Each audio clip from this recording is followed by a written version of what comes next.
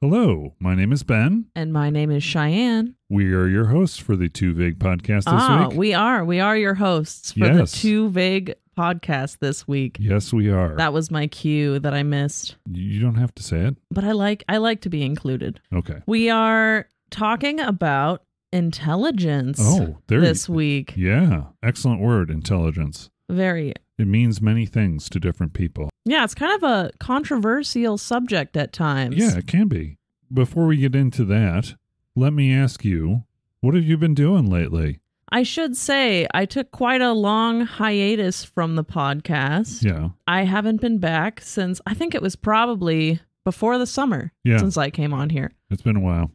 But I have been up to nothing good. Okay. I've been playing lots of video games. I went to Portland for a few weeks over the summer, so that was really cool. And you had a birthday. And I had a birthday. I just turned 26 years old. Congratulations. Thank you. On being able to rent a car? I don't know, maybe that was 25. My brain is fully developed now, so you can ask me anything and I will know the answer. Really? Yeah, it's true. Meaning of life? 42. Okay.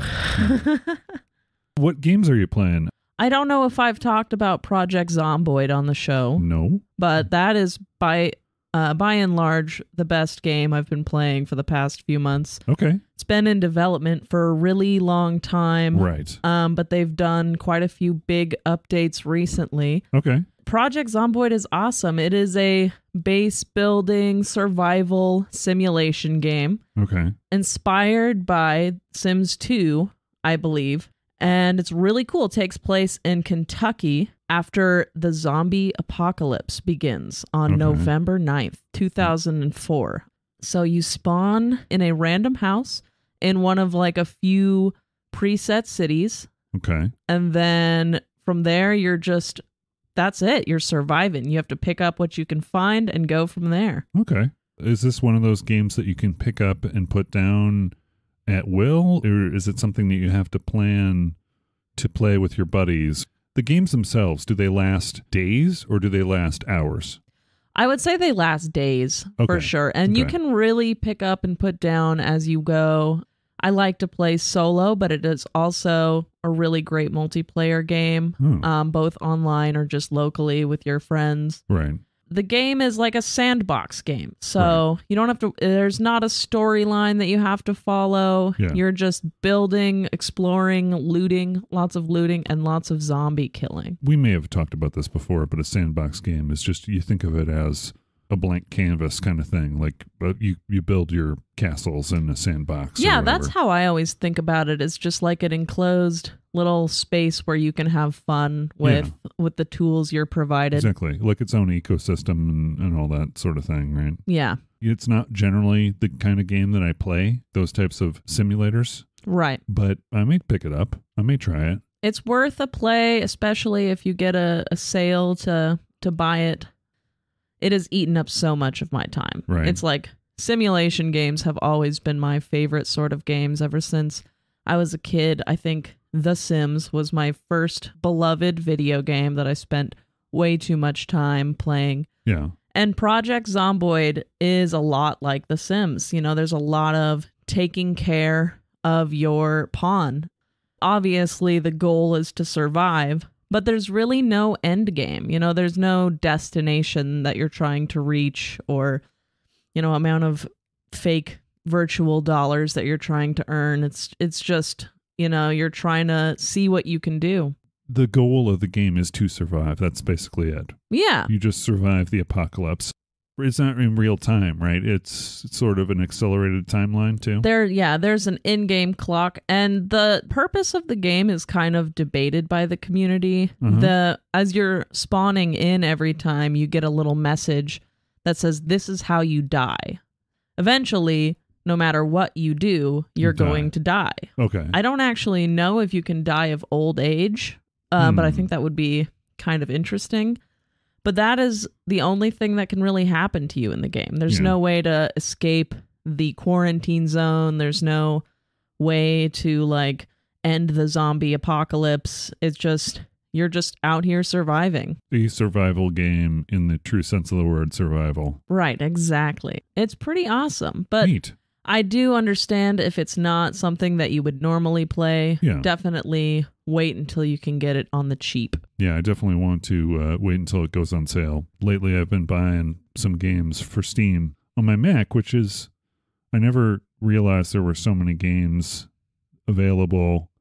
Definitely not as many as on the PC, but a significant number of games that I can play. And when they go on sale, one that I am playing, speaking of simulation, is called Cult of the Lamb. Right, I was going to ask you about Cult of the Lamb. Yeah, Cult of the Lamb is a game published by Devolver Digital, developed by Massive Monster. It is a roguelike, action-y. You've seen Hades, right? Yeah. I don't know how to explain it. It's kind of like Hades insofar as you've got your map and you go from place to place. You defeat the monsters. You pick up resources that you use in your camp. And it's like you're building your own cult. So that's what the whole thing is. That's cool. Have you built a pretty sizable cult at this point? At this point, I'm still in the handful of followers of my cult. So how do you go about acquiring followers for your cult? As you play through a mission, you will either find someone to rescue as a part of the map. You've got kind of a tree going from set of missions. Like, okay, so think of it as a dungeon, right? You go from this dungeon to the next dungeon. The next dungeon, you will have a selection of 3 different paths you can take, and each one has a different icon on it, which shows what the final big thing you get. Like for some, it's food. For one, it's right. You rescue the Gotcha. person. So it is similar to Hades in that sense, because as I recall, when you're going through the different levels of Hades, each door that you can go through has a symbol on it that indicates what sort of treasure or, you know, what sort of thing you're going to get from going that route. Right. You also come across in the world stores where you can buy better weapons. The weapons that you get, I think, only last you the duration of the dungeon. And then as you level up your character, I think you open up accessibility to different weapons that appear randomly when you go to those spots. I'm having a lot of fun with it. Once again, the sim part of it is not the best thing. It's not your favorite part of the gameplay. No, but it's interesting. It's an interesting part. You know, and your different followers give you silly little missions. Like one of them wanted to try eating poop. And the problem with eating poop, I don't know if you know this from personal experience, it's not good for you. You know, I can't say I have any personal experience with eating poop, but I've heard that 9 out of 10 doctors agree that it's not good for you. Yes, 9 out of 10. 9 out of 10 I would like doctors. to think it's 10 out of 10 doctors, but okay.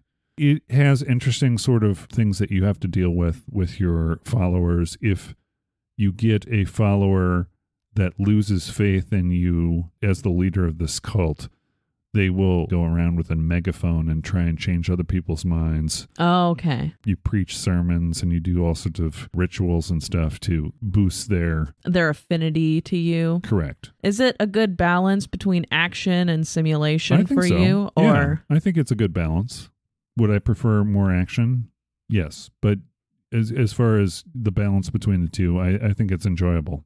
It's an enjoyable game. So I have another friend who was complaining about an action RPG that just incorporated elements of simulation in it. The game in question is Outward. It's developed by 9 Dot Studio. It's an adventure, open world fantasy RPG. But they incorporated these elements of settlement building and city building in them, which really changes up the gameplay because for the most part, it's kind of like I think it's a sword and board type adventure exploration game. Right. So the whole city building part kind of comes out of nowhere and adds in like what I have heard is a bit of a tedious, grindy aspect to the game. You played Skyrim, right? Oh, yeah. I mean, like, who didn't? Right. At this point. Yeah, Nora. No, but probably anyway. Nora, yes. Oh, definitely Nora didn't play Skyrim. So in Skyrim, you could go from town to town or you could live in a house, right? And then you customize that area. But other than that, it was more for cosmetic purposes and not about, you know what I mean? Yeah, I do. So this building of stuff the complaint is it's not about the cosmetics. It's more about it has something to do with the game itself. Yeah, it's part of the inner game mechanics, adds in like a non-optional investment into these cities that you start to build. Okay. It's detrimental to slack on the city building part of it. Right. At least according to my friend Asa. Yeah. Okay. Asa says no. Thumbs down. But yeah, I think in Skyrim it was definitely more cosmetic. Oh, yeah. And that was, I think a lot of what you're talking about came from the Hearthfire DLC. Okay. Where you can build your own house and then you like build all the furniture that goes inside of it. But that was a good little side addition, you know? Yeah. Okay, well, that's what we're playing. Yeah, that's what we're playing recently. That's good. Good little warm-up there. Good little conversational warm-up to talk about something that I'd like to think we both possess. I think everyone, to some degree, and many creatures possess intelligence. Okay. Which is going into... This is the hard part. Intelligence is a very nebulous topic and a nebulous word that can mean so many different things. Yeah. Different contexts. Exactly. Oxford Languages defines the noun intelligence as the ability to acquire and apply knowledge and skills, or a person or being with the ability to acquire and apply knowledge. It's also a collection of information of military or political value. Right, like counterintelligence or the intelligence you gather. Intelligence gathering missions and things. Right. Also gaining knowledge, but for a different specific purpose. Oh, an archaic use of it is information in general, news. Oh, intelligence. Yeah. The origin of intelligence, Latin, intellegere, intelligentia. Yeah, intelligentia. Intelligentia. I don't know. That's a gum condition. It's from... Make sure you brush your gums or else you'll get intelligentia. Intelligentia. From Old French, from Latin, intelligentia. Can't do that. Yeah. Meaning understand. Mm-hmm. Yep. Yeah. And then the English intelligent and intelligence. So, and also looking at the Google Ngram viewer, very consistent use of intelligence in print throughout the last centuries. A little dip in the 1900s. Little dip. It was less important at the time. It was less important in print anyway. What do you think of when you think of the word intelligence, personally? I just think about a quality of understanding and knowledgeability in people in general. Mm-hmm. I think about intelligent people. There's different types of intelligence for different people, you know? I think a lot of people think intelligence and they think smarts, you know, or book smarts specifically, being really knowledgeable about heady subjects like math or science. Mm-hmm. Now we're entering this new era where I think different forms of intelligence are being valued. Right. For example, are you talking like things like emotional intelligence or... Right.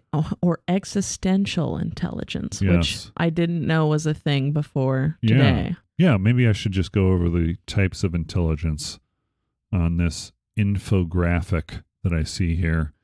An infographic by Mark Vital. Vital. Vital. Isn't that how you spell vital? Yes. Okay. So Mark Vital.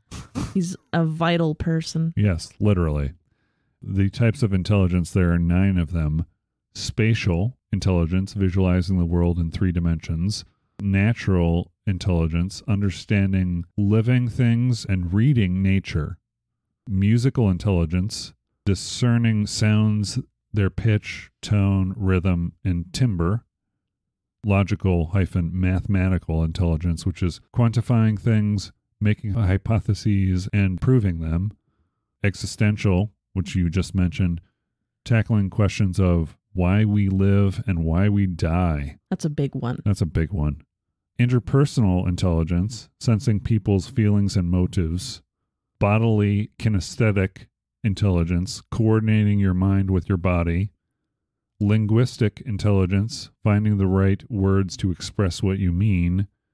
And intrapersonal intelligence, which is understanding yourself, what you feel, and what you want. Yeah, so there's inter and then there's intrapersonal, which is really cool. Yes, this is intra. Mm-hmm. Yeah, so I think that a lot of people, or it used to be commonly thought of as logical mathematical intelligence. I think that when people think of intelligence quotient and tests, right, and exactly. intelligence, generally they think of knowledge and the use of that knowledge, right? Yeah. When I think of an intelligence, it's hard not to think of my dad. Business guy, knew a lot of information, did a lot of things that, like his drafting, like he designed houses and designed the staircase that we talked about when Arden was on the show. Something that is sort of out of the normal. It's not something that, like you go to someone on the street and say, design a staircase. Yeah. I'm like, where do I start? There are different types of intelligence. I think that's the thing that we need to keep in mind. Just because someone doesn't have book smarts, I wouldn't discount them because they're unintelligent. Yeah, exactly. My father also tried to instill that as a value in me. I've always been interested in learning from an early age. School and academics was something that interested me.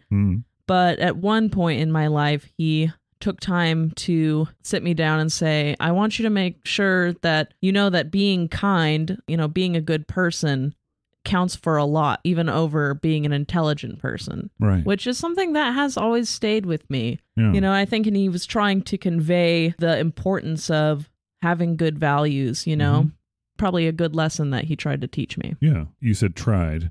Oh, well, yeah, I'm not I just turned out to be a terrible, evil. No. It sounds like he did teach you that lesson, right? It was something that you take to heart. Yeah, absolutely. Yeah.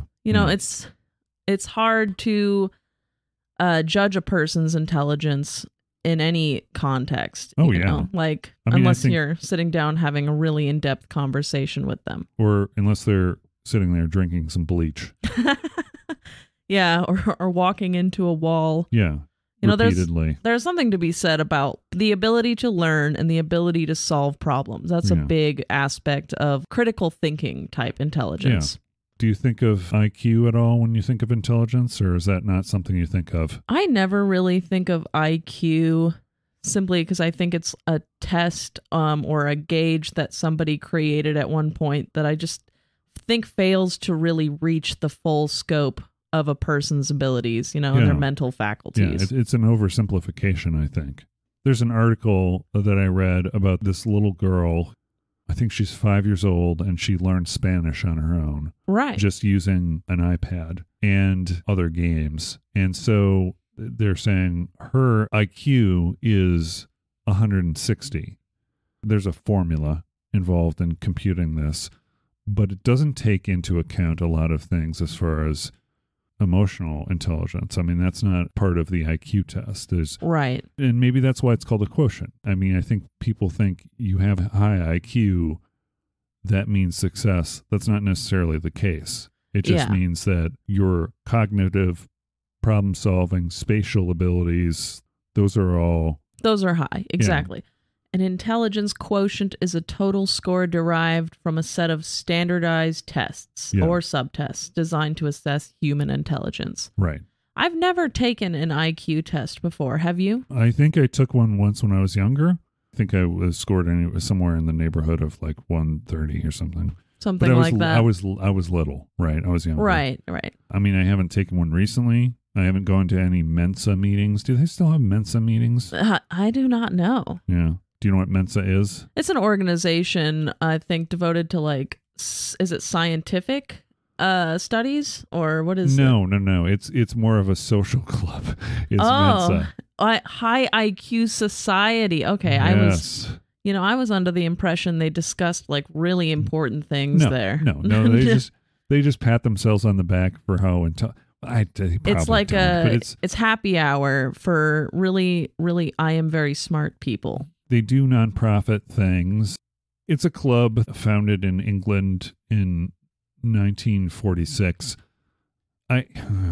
What's the purpose of people getting together with high IQs talking about high IQ things, obviously. What does that mean? What is a high IQ thing? Well, you mentioned that your dad went to some of those Mensa meetings. He went, but then he went to a couple meetings and came to the conclusion that these people were idiots. Right. It means that they're not fun to be around, maybe. Their social skills maybe they're lacking. Stuck up or... Perhaps.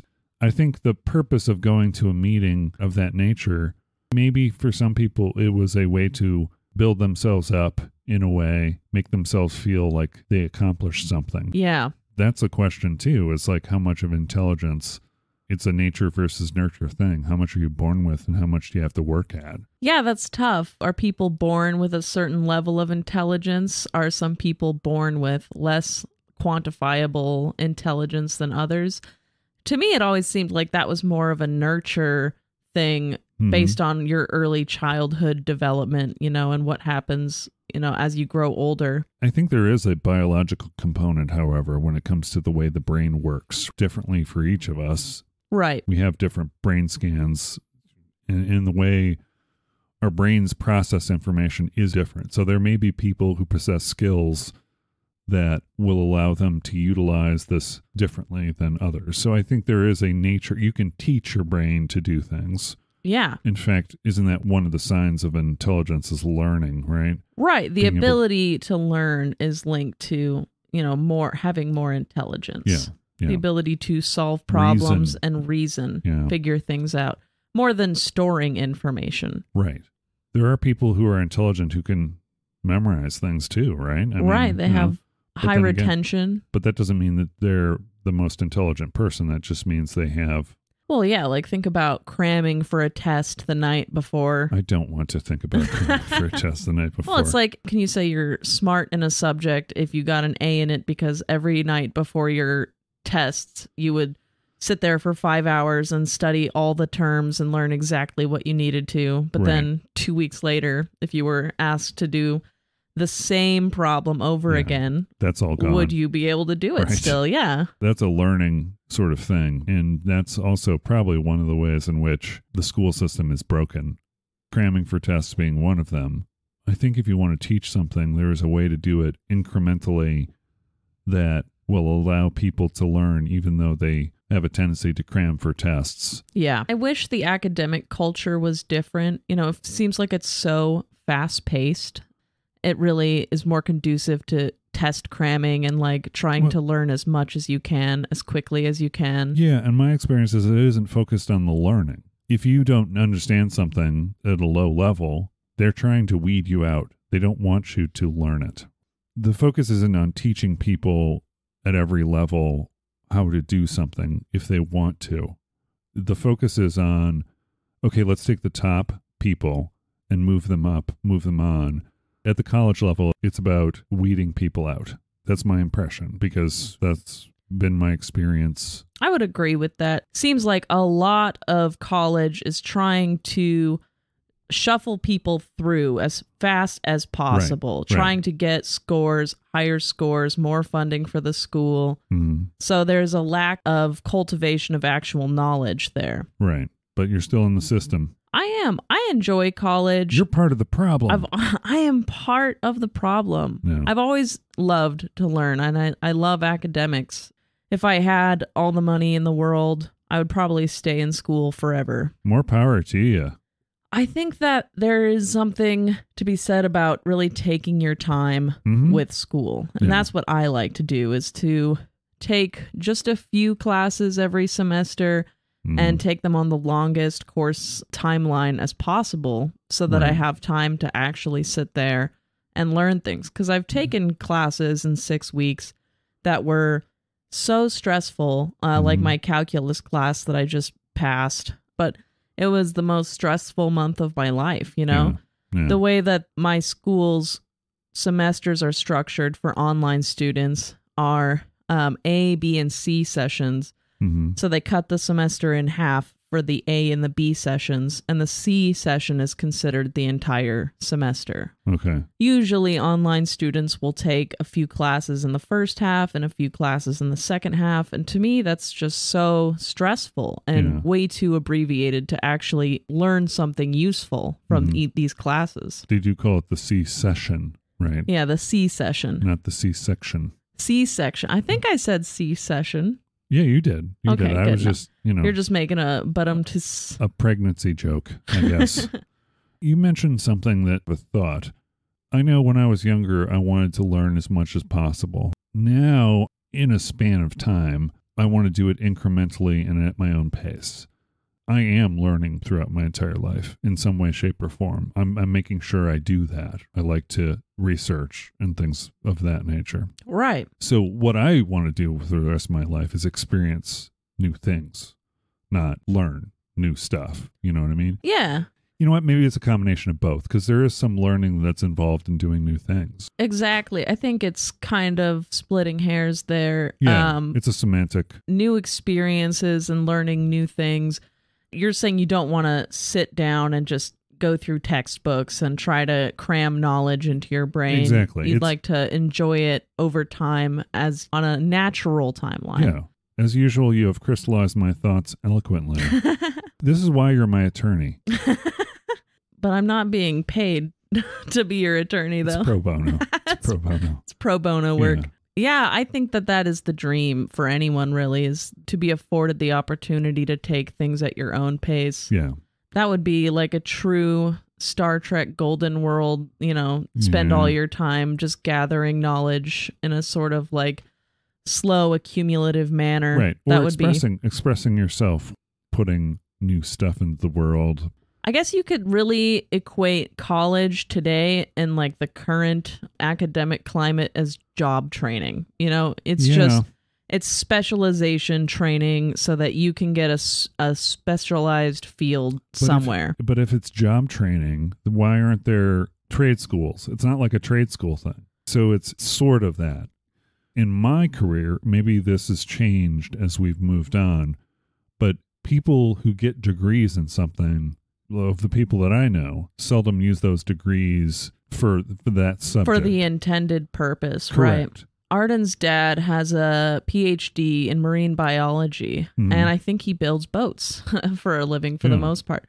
I think he does some other work too, but there is definitely something to be said about it. It's a common trend of we go to college to get degrees in the field of our choice, and then we go off and almost always do other things with them. Right. That's part of being adaptable, right? Adapting to the situation or discovering new things about yourself. Maybe you get your degree, but you can apply it somewhere else where you have more enjoyment, or even, where the jobs are located. I mean, there's kind of an adaptability component to intelligence, I think. Yeah, you have to take what you can get. Yeah. Boy, that went all over the place, didn't it? That's why it's so difficult to talk about intelligence. It's just such a, like I said earlier, it's sort of a nebulous idea. Yeah. Do you want to talk about artificial intelligence? That's something that you are really interested in as far as your chosen career path. Yeah, absolutely. My dream job is to build smart robots. I think a lot of people would think of in movies when you have like bipedal robots that are serving mankind and like they go rogue and kill everybody, but it's really a lot more expansive than just bipedal robots, because it can extend to so many different areas of life. And artificial intelligence doesn't have to be in a body either. Like it can just be a computer that's really good at tracking certain things, that develops new things on its own. Do you have any specific interests in artificial intelligence? Any fears about artificial intelligence? I don't know. I think that we're kind of putting the cart ahead of the horse with developing artificial intelligence. If we cannot get along with other people, if we don't have a society that fosters positivity, intelligence, artificial or otherwise, is going to follow suit, and it's going to be part of the problems we already have. Is artificial intelligence better than real? But you know what I mean? Like biological versus artificial, you'll have those things. Yeah, I think it can be important if we're talking from an algorithm sort of way to develop things that solve problems on their own. That's positive. Emotion, how can you program empathy? You might be able to do it, I guess, but I think of that's part of isn't that a part of, intelligence, is being able to determine those things. Yeah. One of the intelligences, right? To what degree do artificially intelligent like computers actually possess intelligence? Right. Because there is the efficiency aspect of artificial intelligence. You're teaching computers to perceive things visually and translate that into some other form of data that they can use to predict something else. But I think we're a long ways away from the sci-fi concept of machines that are like humans, that are sentient, that have feelings or, motives or desires. Mm-hmm. The type of artificial intelligence that engineers and scientists are working on now is more about really efficient computers that make life easier for humans. Okay. Because there's another part of intelligence that is communication and interacting with people. Is that part of artificial intelligence? How this programmed intelligence, for the lack of a better word, interacts with people? Or is that something that doesn't really matter? It depends on the purpose of the programmed intelligence, I would think. There's different contexts. If you were going to have a robot barista, for example, you would probably have to program it with a degree of interpersonal skills and intelligence, but which is really difficult. Make sure you be legendary. Beep boop. It's be legendary. Oh my goodness. I don't know. I don't think Fred likes me. He just beeped and booped at me. He said, can you believe that guy? He said 11001. There's a little binary humor there. Yeah. Robots don't have to have interpersonal skills if they're just managing finances or driving a car. Right. But in a lot of sci-fi concepts, they speak to people, they interact with them. Right. And I think that trying to teach a computer how to understand the nuances of human interaction would be like an incredible challenge. Yeah. Because even humans can't figure out how to interact with humans. Yeah. And that's kind of my point as far as thoughts on developing artificial intelligence. We're trying to do it. We're examining it. But I don't think we're going to be able to do it effectively until we are more empathetic and more understanding of other cultures and people who are different, because that's definitely different. Yeah. I don't know if I'd own a sex robot. Yeah. Just having a personal android for sex or other reasons. No, I know. It's such a cool idea. I mean, I'm not really... Is it cool? Is it cool or is it scary or is it both? I think it's a little of both. Different people have different fears, Right. There's the fear that your robot's going to go rogue and, kill you in the middle of the night or whatever. They have whole stories and games and literature devoted to that topic. Like Detroit Become Human. Yeah. And, it's... The revolt, right? The revolt of the synthetic beings. Yeah. I just don't know how much of that is actually rooted in what would happen if robots had a form of sentience or a partial sentience. Those are all things that we relate to human responses. Who's to say how mechanical or artificial intelligence is going to develop that their thoughts on things are far different than what we think about? Yeah. Especially if they interact with each other. Artificial intelligence to artificial intelligence, their communication style is going to be different, or the way they convey ideas should be fundamentally different from us. It would be a lot more efficient as far as communication in between like artificial intelligence. Yeah. That's what I was going to bring up, the efficiency question about artificial intelligence in doing things. Like you talked about the barista, right? Being a barista in a previous life, when I did that, there is a learning process. You got to learn all of the beverages, their contents, their how to make them, remembering the recipes, which I think a synthetic being would excel at. Oh, yeah. But I mean, doing it in dispensing and making the beverage in such a way that the customer likes it. There is something to be said with humans and their flaws. You'll get a friggin' amazing cappuccino from one person and a, okay one from someone else. But how do you teach that kind of thing to an intelligence that's a barista? Yeah, because nobody ordering a cappuccino is going to say, I want 75% of the drink to be milk foam and 25%, or 20% to be hot milk and 5% to be espresso. Like, they wouldn't convey it in a way that would be quantifiable for a robot, is what I'm trying to say. Oh. You can walk up to a human barista and say, I want an extra dry cappuccino, Right. and we'll know that you want a ton of steamed milk foam. But Right. a robot would be like, what percentage of this cappuccino is going to be dry or... I'm sorry, say dry again. Dry in air How, quotations. is that how you would say it as a robot? Dry. Yeah. How dry do you want your cappuccino? Yeah, that's how I would speak if I was a robot. How would you say wet? I have to stop laughing. Excuse me. I would like a wet cappuccino. What percentage of moisture would you like with your cappuccino? Yeah.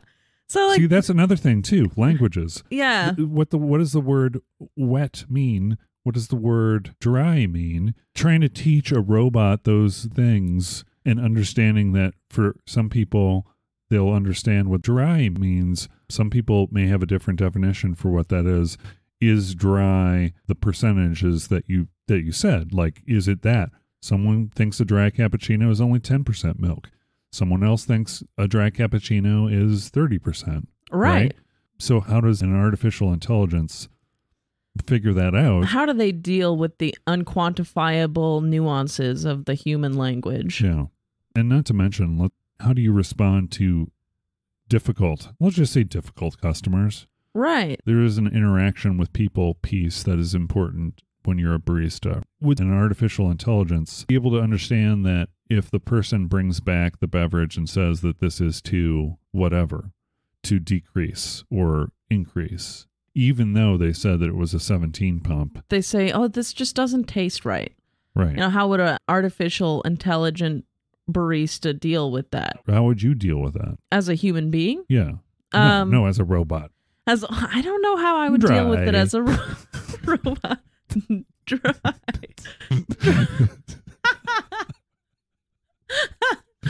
Dry cappuccino.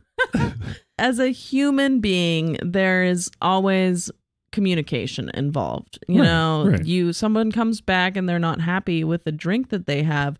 You ask them those questions to try and decipher where exactly the drink went wrong for them. Right, Is it too sweet? Is it not sweet enough? Is it too probing questions? Probing questions is the word I was looking for. Thank you. Yep. Because then, I can interpret it as they explain to me what didn't taste right. So I'm like, oh, okay, I'll add more milk to that or whatever. Yeah. But as a robot, there would be so many parameters involved in trying to make that sort of situation right. And, not to mention trying to go off of programming from the company for how many times can someone bring back this drink and then get it made for There's free. Those things, and right, yeah, right. so like recognition of people. Dave, it's your 76th time at Starbucks or whatever. or whatever company. Yeah. It is your 100th dry cappuccino. Dry. Was your dry cappuccino Dry. to your satisfaction today? I think your sense of humor is dry. It's really tough. Like, I think we're a long ways away from being able to program robots that have interpersonal skills that would allow them to work in service jobs. People stress out about robots taking over service jobs, but I think if we tried to implement that in the next 10 years, everyone would hate it. That like humans who actually go to places, fast food restaurants or to a coffee shop, they would hate having to try and deal with a robot who doesn't understand what they want. Or who can't recommend something. I mean, maybe that's another thing. How do you program that? It's like, oh, if you like this, maybe you'll like this thing. Yeah. That's kind of like what websites do, right? They collect that information. So if a website can do it, why can't a robot do that? If they had some sort of biological data tracker that they could hook into, oh, you've consumed 77 Snickers bars this month, so I recommend you get this super chocolatey, peanutty beverage or whatever. I recommend you get a non-fat latte is what I recommend. I recommend you get a dental appointment. That too. I recommend that you get your blood sugar checked. It's really cool idea, like training robots to be more human-like, but that is like such an immense challenge that we're far from accomplishing. You mentioned robots. Robots and intelligence are two different things. I say them associated only in the context of that's like how people visualize the sci-fi concept. We think of an artificial intelligence. Of bipedal robots, that look like humans but have no hair. They always. If you were a robot designing your own body, I don't think they would look like us. Yeah. No, definitely not. They probably have more endofectors, more arms. Probably roll around on like a swiveling thing instead of having legs. Do you think that people are less receptive to things that are artificial intelligence because they think that they're going to take over their jobs if they're developed? I do think that is a common anxiety in a lot of people. Right. That automation is going to replace human work. To some degree, it's not an unfounded anxiety. Right. There's already automation that has replaced human work. Yeah. And the reason why it's such a problem is because we don't live in a utopian setting where people don't need to work for a living, Right. That you have to find something that somebody else pays you to do. Right. And if everything is automated and performed by machines that don't need to sleep, eat, or earn a wage for it, then what are we going to do, Something else. Something else.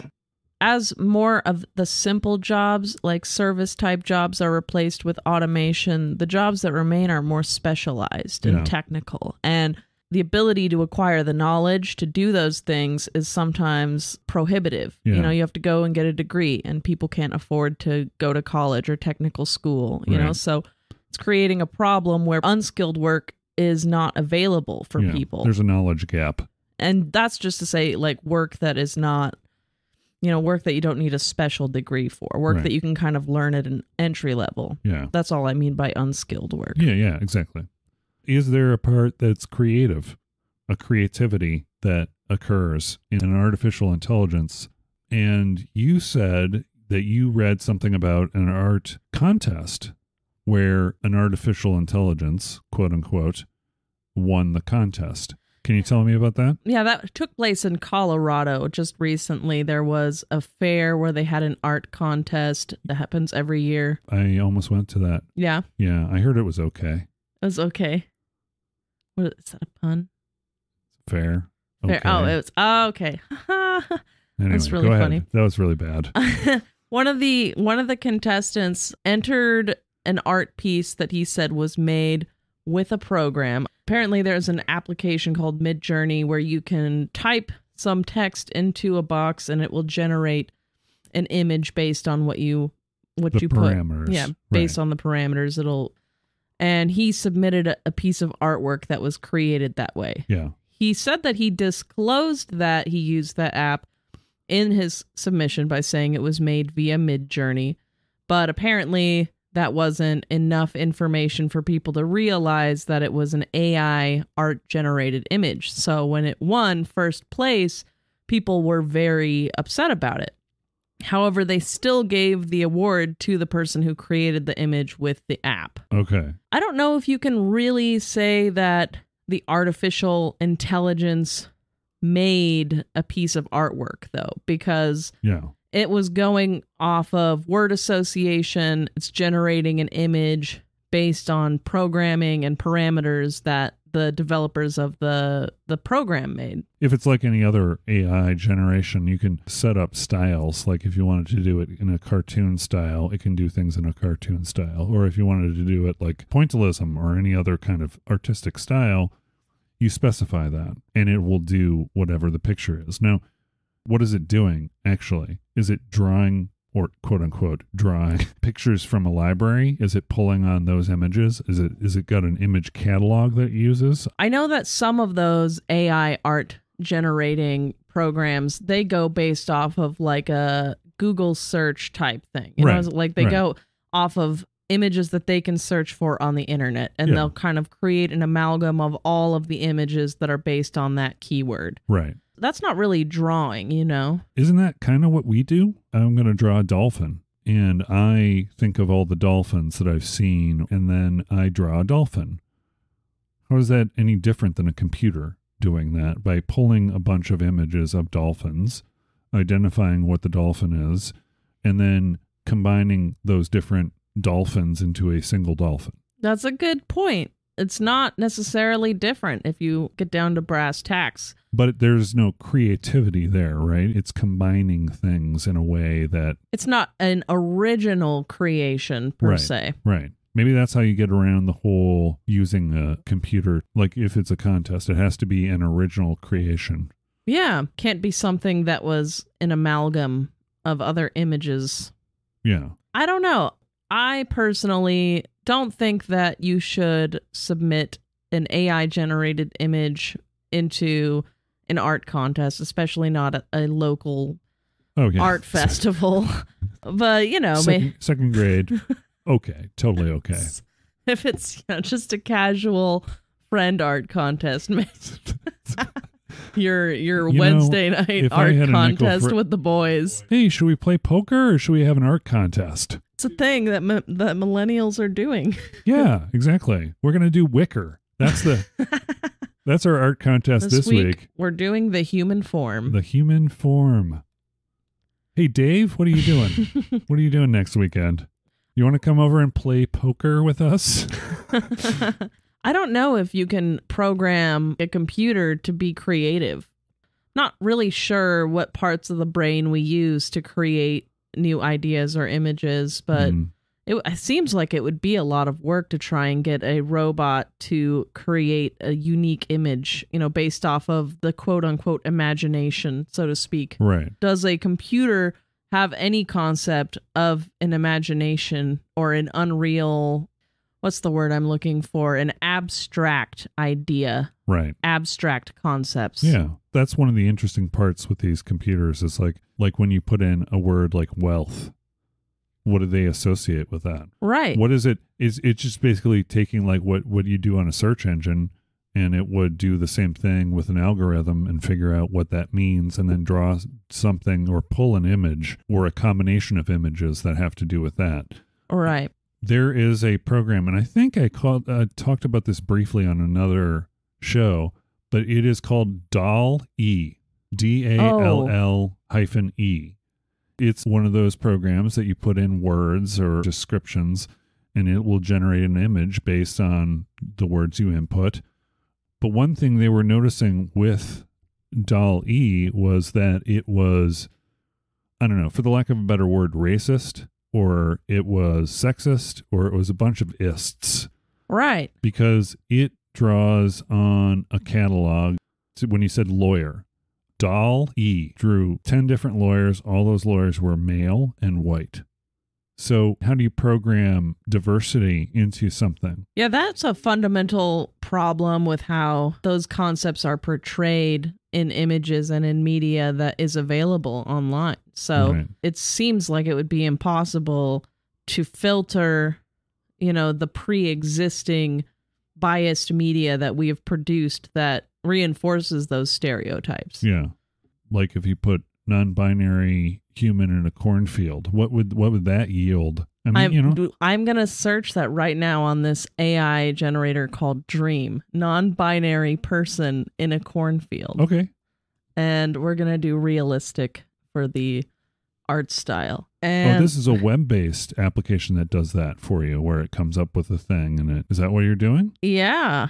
Wow, that's actually really cool. I'll show you the image. I want to see this non-binary person in a cornfield. Non-binary person in a cornfield. I'm not going to send it to my mom. I almost just sent that to my mom. Whoops. She would be very confused. That would be an interesting conversation to be had, I think. I was on a podcast, and, you know, as one does, we were talking about non-binary people in cornfields. Yes. The two big topics of the week were dry cappuccinos and non-binary people in cornfields.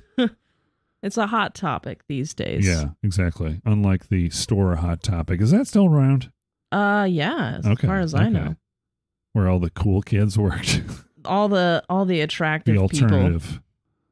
Okay, that is... That's a non-binary person in a cornfield. They are wearing a pink shirt. It says Naughty Wibbly on it. And they have really nice, like, fluffy hair and glasses, and they're smiling. And it's not really clear what kind of body they have. It's a very gender non-specific body type. Yeah, exactly. So it's kind of cool. This website that you're using is called dream.ai. It looks like the URL is wombo.art. Okay. By the way, that non-binary person also white. That is true. They are white. I don't think it's winning any... I don't know if it's going to win the Colorado Fair art contest. Interesting. I'll check that out. You should definitely check that out. I'm sure I could lose hours and hours to generating my own random pictures. Yeah. Maybe it'll be the new way I generate GIFs. There you go. Yeah, I typed in my name and thankfully my face didn't pop up. So that's good. That's good. Yeah. I would be a little freaked out. That would be freaky. I don't know if I sent you the article about the people who taught a goldfish how to drive. There are a couple of scientists in Israel earlier this year. And it's, you know, it's not like they're driving a car or a go-kart or anything. Do they use their turn signals though? I don't know. I think that's an advanced sort of thing. They taught 6 goldfish to drive a small fish tank on wheels around a room. Yep. If they were able to figure out where to drive the vehicle, they get food or whatever. There's motivation there. I also drive because I want food. I think a lot of people do. So, is that a sign of intelligence? I mean, that is a learning. They taught. Right. That is a sign of intelligence. That's why intelligence is vague as a term. Because, yes, it denotes intelligence the same way. Like, you can say intelligent life is pretty much any creature on the planet, right? Yeah. But a lot of them are motivated by base desires or base survival instincts, like getting food, reproducing, keeping safe, and staying alive. But it doesn't denote like higher level human intelligence or doesn't denote genius for a goldfish to drive a car in return to for other food. Goldfish. Yeah, but it's like, how do you define what makes a human more intelligent? You know, because we also can do things off of base survival instinct. You know, that's why we work jobs and why we interact with society. It's all to fulfill these semi-basic needs that we have, you know. I just had this weird image of the future where there are no more Ubers because a company made taxis driven by goldfish and they can drive very well, but the problem is they have to replace the goldfish. So they've got all sorts of goldfish farms where they grow the fish. What happens if one of them dies during the trip? That would be bad. That would be awkward. Yeah. Bad for the person who's trying to get across the city, for sure. Right. I mean, do you just drop another goldfish? Do you have like a backup goldfish goldfish, a substitute goldfish driver? Yeah, I don't know. The logistics of that are really hard to tackle. Yeah, I think so. Okay, well, let's get on to games, shall we? Yeah, let's talk about games a little bit. I know you wanted to talk a little bit about Pong. Yeah. And brain cells. My Aunt Nora, she sent me an article. The article is an NPR article that was published, October 14th, so pretty recent. Brain cells in a lab dish learn to play Pong and offer a window onto intelligence. A dish of living mouse and human brain cells. Mouse and human. Grown in a petri dish. Let me just read the we've made huge strides in silicon computing, but they're still rigid and inflexible. That's something we don't see with biology, is the rigidity and inflexibility. And that's another question. It's like, how do you program flexibility? As far as responding to different situations, is that what you're talking about? Yeah. Cortical Labs has been trying to understand how living brain cells acquire this sort of intelligence. You might have never been to someone's house, but a bit of rummaging and searching, and you may make a decent cup of tea as long as you've got the ingredients. How much you want to bet this guy is from England? Anyway. What tipped you off there? I don't know. Maybe the tea. Oh, actually, this is that photo of that's the brain cells. Those are the brain cells going at it, playing some Pong. Not very well, but I think I read that in the article. They're not very good. No, they're not good. They can play it. They can try and determine where the ball is going, but I guess it learns how to play it. So just give the brain cells some time. Yeah. To test the learning ability of cells, the computer-generated game of Pong, a two-dimensional version of table tennis that gained a cult following. Again, with the cult. The cult of Pong. Would you be a part of the cult of Pong? No. No. I was never that into Pong. I just hear all you do is just run between two paddles. It's kind of boring. Occasionally you'll bounce up against a wall. Scientists tried to motivate the cells. That's another thing. How do you motivate cells? They motivated these cells by using electric stimulation. So they just electrocuted them. The way brain cells work, I guess, that's what they want, right? They want some sort of electrical activity. So I guess that made sense. The approach worked. Cells began to learn to generate patterns of electrical activity that would move the paddle in front of the ball, and gradually the rallies, the back and forths, got longer. The brain cells never got that good at Pong, but interestingly, the human brain cells seem to achieve a slightly higher level than the mouse brain cells. Well, that makes sense. So they were comparing those mouse and human brain cells to the activity of learning how to play Pong. Maybe programming is not where we take artificial intelligence. Maybe it's a biological sort of thing that occurs. Yeah, I can see that. Is that, I mean, biologically created beings? Ah, boy. Now we're getting into synthesis of biology and machines. Is that what you're talking about? I guess. You know, being able to produce a biological being, however you create this biological thing, is kind of, it is an artificial intelligence, right? I mean, you create a being like a human in a lab or grow it, and their intelligence, is it natural intelligence? What is that intelligence when you create a thing in a lab? I mean, artificial would make sense because you are creating something. So it's an artificial thing. But that to me, seems a lot more complicated than augmenting the existing human brain with capabilities that might surpass what we have naturally. So we're talking like a cyberpunk kind of sort of like thing? Cyberpunk, I feel like in the video game, if that's what you're talking about. Using like cyberware. I'm talking about both, right? It's like, as a general concept and in the game. But cyberware is a cool concept because it is I feel that it would be a lot less work to enhance your natural abilities with technology than to try and design a brain, like a machine brain that had the full capability of human emotion and reason. Mm-hmm. We already have emotion and reason, so maybe we could have hyper quantum computing ability. We could add that in somehow if we could link our brains to the same sort of like central processing unit that a computer has.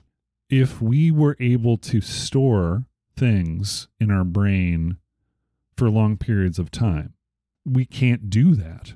We cannot store images. I mean, do I remember when I was 3? I think I do. But I can't pull that image. Right. I mean, there are things that the human brain can't do well, and retaining images for a normal person is not something that happens. It degrades over time. This memory degrades over time. That's something that maybe that can somehow we can unlock that ability, improving not faulty equipment, but the limited storage abilities. Capacity. Yeah. Maybe improve the storage capacity somehow. The brain works because it determines what stuff it thinks it needs and what stuff it thinks it doesn't. Let's forget about the time I ate candy corn at the fair in 2010. Let's forget about that. I don't need that. But I'm going to remember that pH is the negative logarithm of the molar concentration of hydrogen ions in a solution from back when I was in junior high school. Yeah. Why? Why can't we allocate? You know what I mean? It's if like, we allocated too much memory, though, don't you think that the same way if you use too much of your computer's memory, it slows it down, right? So but why is my brain remembering something that's unimportant? Yeah, well, I don't know about that, to be honest with you. All I know is that our long-term memory is regulated through our sleep. But who's to say why we remember certain things over other things? It's all got to be tied to our basic fundamental assigning of importance of one thing or the other. Maybe that is also a sign of intelligence, is prioritizing. Yeah, being able to prioritize information, different information. Right, or tasks or things. Very interesting discussion on that. But teaching a dish of brain cells to play Pong, I guess the point is even brain cells on their own can quote unquote learn. It's like you hook the brain cells up to the thing, and how do you punish the brain cells? Are the brain cells being punished? I don't think so. What I think it comes down to is give a brain cell a Pong and it'll play for a game, but teach a brain cell to Pong and it'll play for a lifetime. I don't think that's the way the saying works. It only works for fish. It's the principle, you know? Yeah. I guess they're studying electrical activity to some extent, but just the fact that they say, well, it can't play well. It wasn't very good at it. But they did it. Yeah. I mean, it's the rudimentary stages. Give those brain cells another 26 years and they'll be where I'm at, Yeah.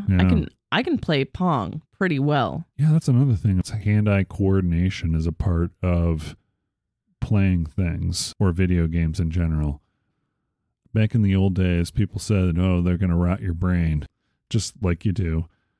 Watching television is going to rot your brain, or playing video games, since it's like watching television, is going to rot your brain, which I got to think that there is a level of problem solving, sort of euphoria that occurs from playing games and being rewarded with something, either be story or mechanics, that develops intelligence or sustains activity in the brain.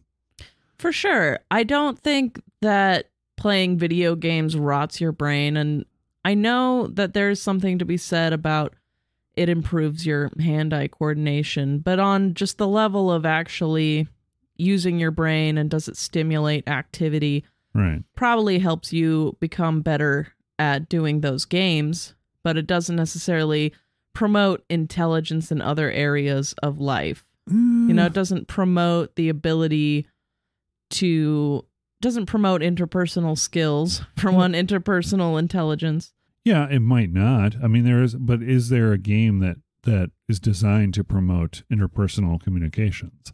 There are a lot of problem-solving games, like playing a game, trying to beat the game, or trying to play the game in the most effective manner is a thing that is, I mean, the brain, you're trying to figure something out. I mean, isn't that an intelligence sort of thing?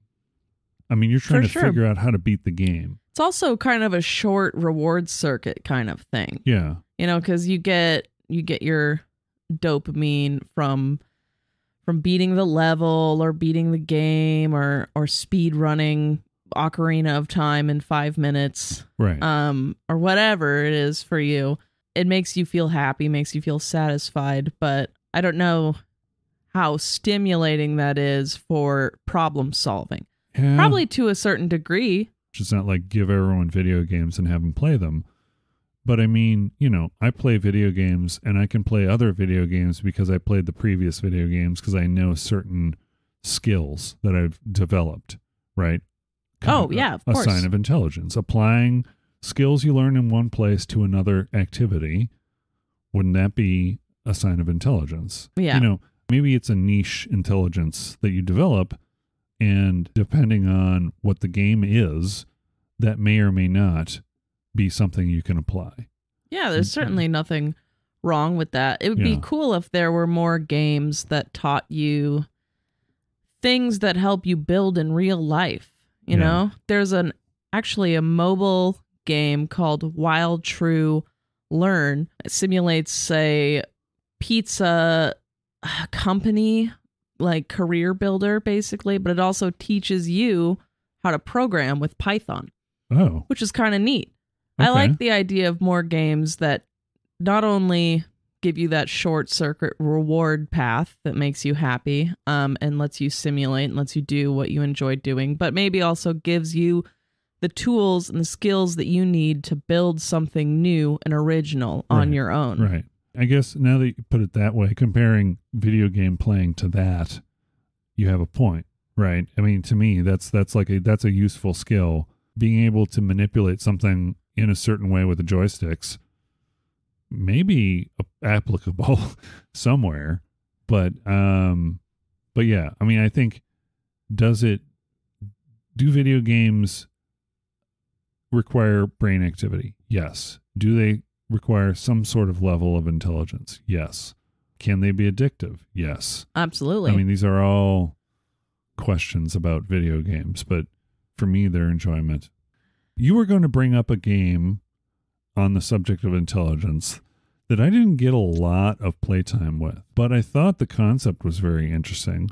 Spore? Yeah, Spore. When did that come out? That was like 2008? Spore came out in 2008. You are correct. That was good. See, why do I remember that? But I don't know how to do CPR on my cats.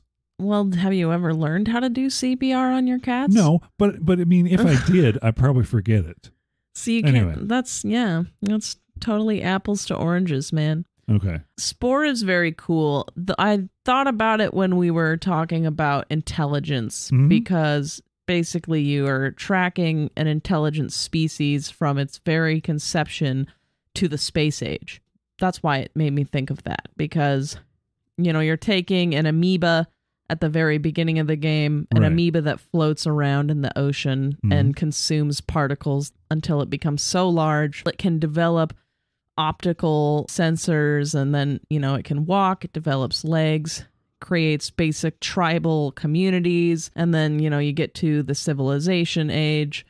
So it's kind of a cool simulation of life in that sense, as long as it doesn't offend your understanding of biological progression. It is just a game.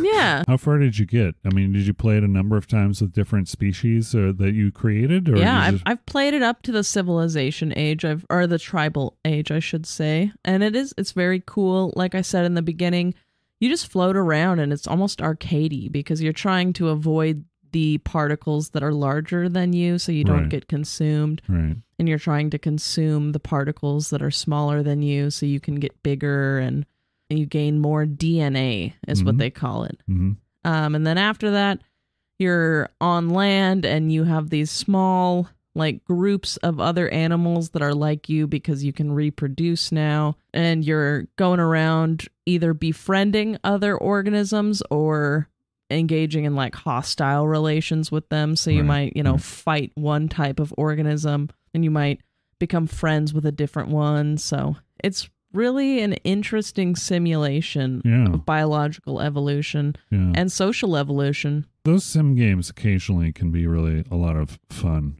Spore was one of those interesting ones that I never picked it up personally, but I saw that there are also variations as far as the forms, the different aliens. There's some variety that can occur there too. They're unique looking aliens as well. They're very cool. Yeah, you kind of tailor it to your own. You can make some wacky looking creatures. Right. You can put the arms on the head or on the butt.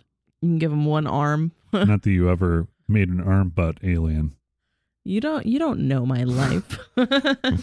It's just a lot of fun. It's more sandboxy stuff. Yeah. You know? It's creativity too, right? Yeah. It's like part arcade, part simulator, part creativity. Here's your blank canvas. Yeah. It just so happens to be a being.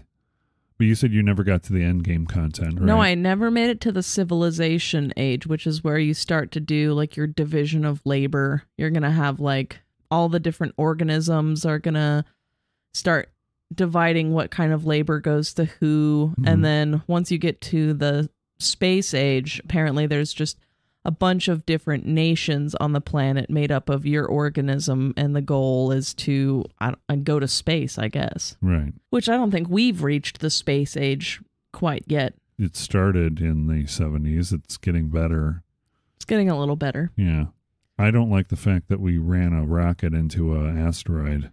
But See, I disagree with you on that. What? I think it's cool. Okay. We didn't, and it wasn't a rock. Well, yay, we proved physics works. Hooray. Yeah, but we've never launched something to hit an asteroid and change its course before. Okay. What do we know that asteroid, what else is it going to hit because we changed the direction of it? We don't know. Not us. Well, it might hit a satellite. It might hit how can you determine that? It's nature. A little bit of it is like engineering and science. Yeah. The fact that they were able to launch a vending machine sized object into space and hit an asteroid is pretty remarkable. Right. And the junk is where?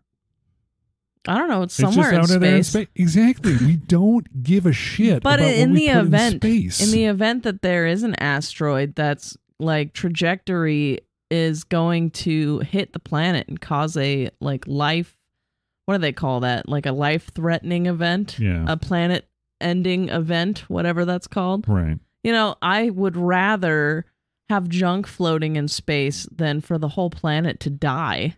But isn't that like preparing for a gang fight with developing a nuclear weapon? It just doesn't, I don't know. I don't know. That seems like a slippery slope right there. Yeah. Like, as far as like comparing the two. Well, you know what I mean, though. It's like, why are we developing that technology? Does that mean that that's coming? Have we seen that come? Are we seeing that there's a problem? It's just an idea, you know? Yeah. It's a possibility. Yeah. It's something that we would rather be prepared for and know how to deal with it than something that we'd have to devise a strategy for in the moment. I don't know. It seems to me to be a silly notion that we can control everything in space, but fine.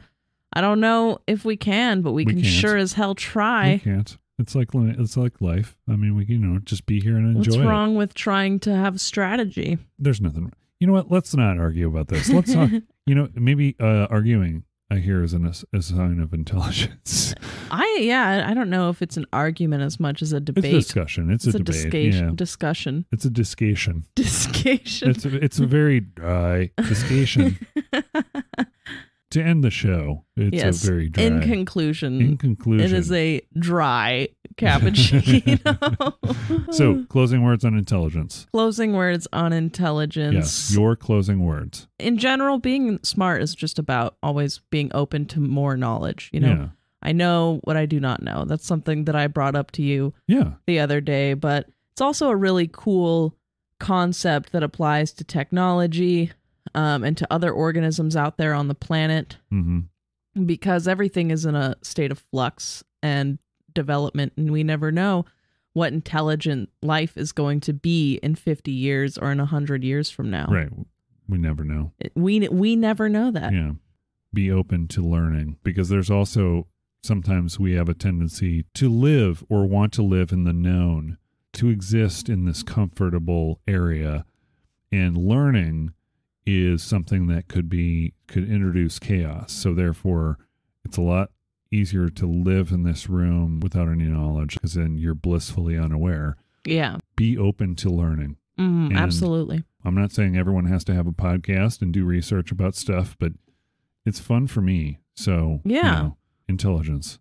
Very, very big word. Oh, it was a good one, though. Yeah, it was fun. Thank you, Cheyenne, for joining me on this week's episode. I really appreciate it. Thanks, Ben, for having me back. On that note, my name is Ben. And my name is Cheyenne. And we've been your hosts. Have a wonderful night. Bye. Bye.